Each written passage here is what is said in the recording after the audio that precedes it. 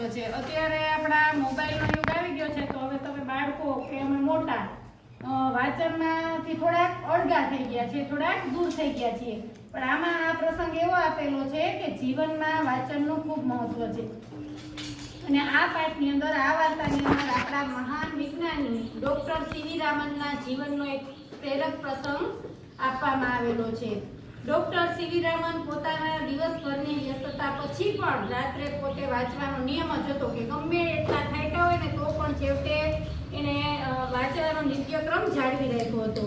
અને એને પોતે એવું આચરણ કર્યું એટલે વિદ્યાર્થીઓને તે પણ એવી પ્રેરણા પાડી શકતા હતા. તો શ્રીમદ ભગવદ્ ગીતાના 9મા અધ્યાયના 15મા શ્લોકમાં જ્ઞાન યજ્ઞ દ્વારા પરમ તત્વનું પૂજન કરનારા લોકોની વાત કરવામાં આવી છે. ડોક્ટર સીવી રામન પણ સાચા અર્થમાં જ્ઞાન યજ્ઞ દ્વારા પરમ તત્વના ઉપાસક સિદ્ધ થાય છે. હવે જો શ્રીમદ ભગવદ્ ગીતામાં કહેવામાં આવ્યું છે, જ્ઞાન યજ્ઞેન ચાપ્યન્યે યજંતો માપુપાશતે એક તત્વેન પૃથકત્વેન બહુધા વિશ્વતો મુખમ.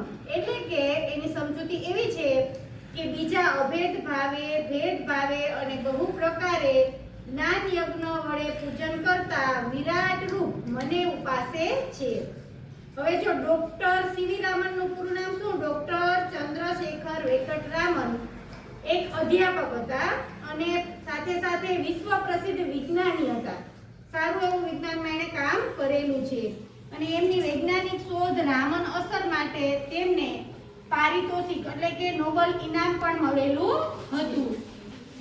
હવે જો આ રામન છે ને, એ બાળપણથી જ ખૂબ અભ્યાસુ હતા. એટલે નાનપણથી જ વાંચવું ખૂબ ગમતું હતું અને એને હંમેશા માટે વિજય સતત નવું નવું શીખવાની એનામાં તાલાવેલી રહેતી. એ હરતા ફરતા બધી જ બાજુ કંઈક ને કંઈક ચિંતન કરતા અને નવી વસ્તુ જાણવા માટે પ્રયત્ન કરતા અને એનો જવાબ મેળવવા પણ પ્રયત્ન કરતા કે સૂર્ય અજવાળું શા માટે આપે છે. એના મનમાં કેવા પ્રશ્નો ઉઠતા કે સૂર્ય અજવાળું શા માટે આપે છે, વાયોલિનમાંથી આવું સંગીત કેવી રીતે ઉત્પન્ન થાય, ફૂલની સુગંધ મારા સુધી કેમ પહોંચી શકે અને પાણી કેમ વહે છે. આવા એની આસપાસ જે કંઈ જોતા ને એમાંથી એને નવા નવા પ્રશ્નો ઉદ્ભવતા. એટલે ઘરમાં જ આવા પ્રશ્નો જાતે વિચારી અને જવાબો શોધવા માટે એ ટૂંકમાં થાકતા ને આકાશ પાતાળ એક કરી દેતા. નહીંતર એમ થાય હશે ભાઈ, એવું નહીં. એને જ્યાં સુધી આ પ્રશ્નના જવાબ ન મળે ને ત્યાં સુધી આકાશ પાતાળ એક કરી દેતા. જો પહેલાના સમયમાં કઈ ગૂગલ નહોતું, ગૂગલમાં આપણે તો કઈક પ્રશ્ન ઉભો થાય ને ગૂગલમાં સર્ચ કરીએ, તમે કે હું, બરાબર. પણ ત્યારના સમયમાં ગૂગલ નહોતું એટલે એ જાણવા માટે વિજય એ પ્રશ્નનો જવાબ મેળવવા માટે તલ્લીન થઈ જતા અને આકાશ પાતાળ એક કરી દેતા.